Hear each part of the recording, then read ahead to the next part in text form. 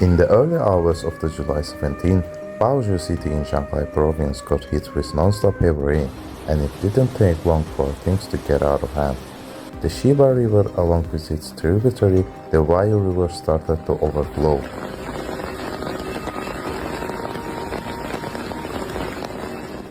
The weather was so bad that the Baoju Meteorology Observatory had to crank up the rainstorm warning to red, which is as serious as it gets.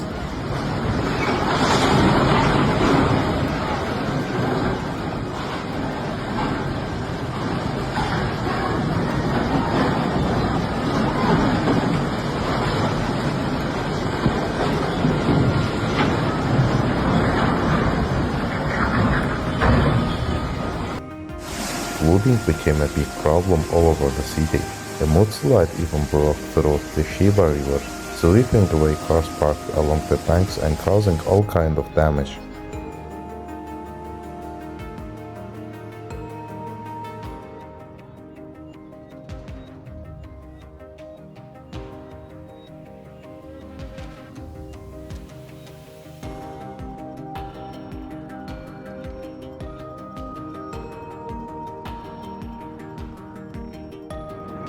Over in Finji community, the underground garage filled up with water so fast it wrecked a bunch of cars and property.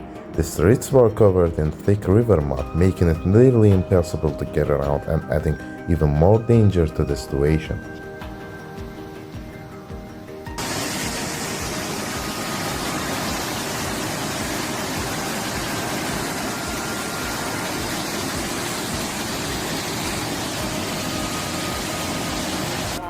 The flooding and landslides completely messed up with local infrastructure and daily life, leaving a lot of people in the desperate need of help. To keep everyone safe, authorities decided to suspend 17 trains that were supposed to pass through the Baoju railway station.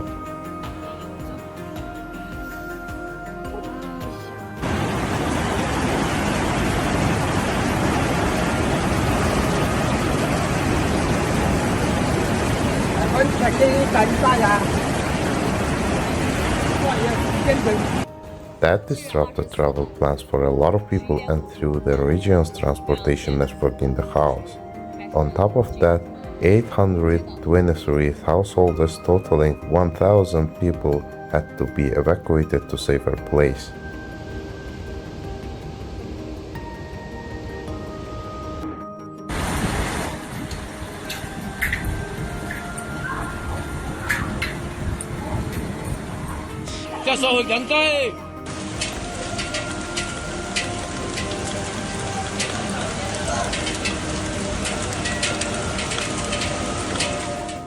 Emergency shelters were set up to give the folks a temporary place to stay and provide them with the basics. Right now, flooding control and resource teams are working around the clock to get the things under control and help the affected.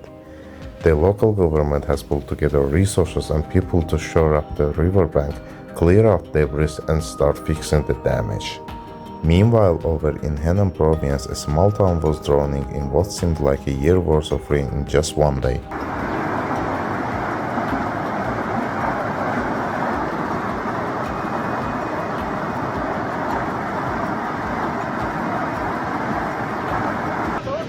The intense storms that had been pounding southern China decided to shift gears and head for central and northern provinces, bringing with them even more heavy rain and wild weather.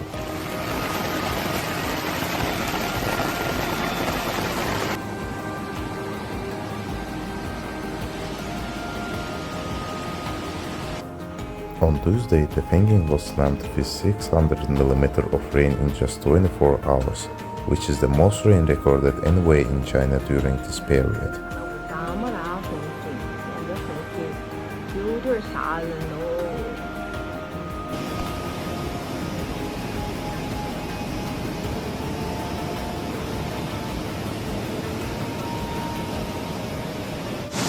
To put that in perspective, the area usually gets about 800 mm of rain in an entire year, so the authorities in Dafanging, which is the part of Nanyang city, quickly put their most serious flood control measures into action.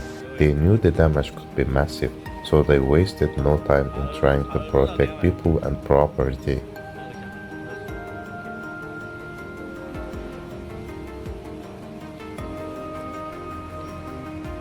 The forecast wasn't looking good for the region where Henan, Shandong and Anhui provinces meet, with heavy rain expected throughout late Tuesday.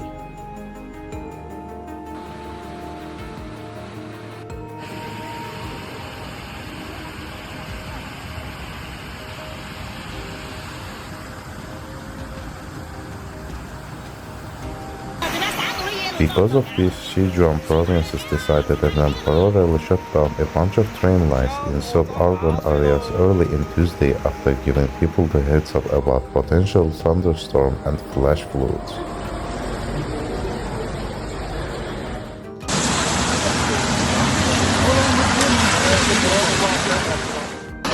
The northern regions has been on high alert for heavy rain since late Monday, with all sorts of agencies taking steps to minimize the damage.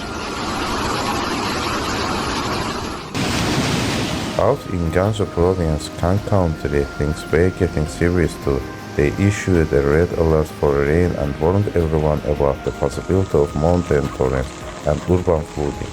Local authorities are keeping a close eye on their situation and doing everything they can to protect people and their homes.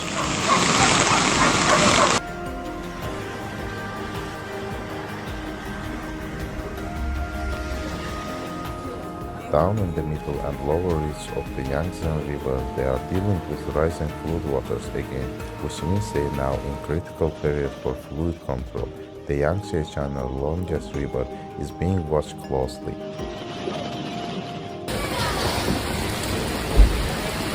To help manage the situation, authorities are adjusting the water discharge from the Three Gorges Dam, trying to ease the flood pressure in provinces like Guangdong, Hunan and Jiangxi.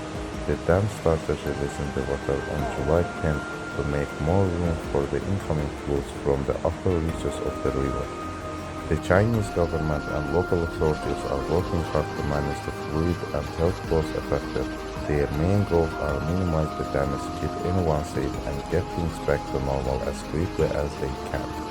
That's all for today's update on the recent flooding and extreme weather conditions across China. It's a tough situation and our thoughts go out to everyone affected. If you found this video informative, make sure to hit that like button and share it with others who might be interested.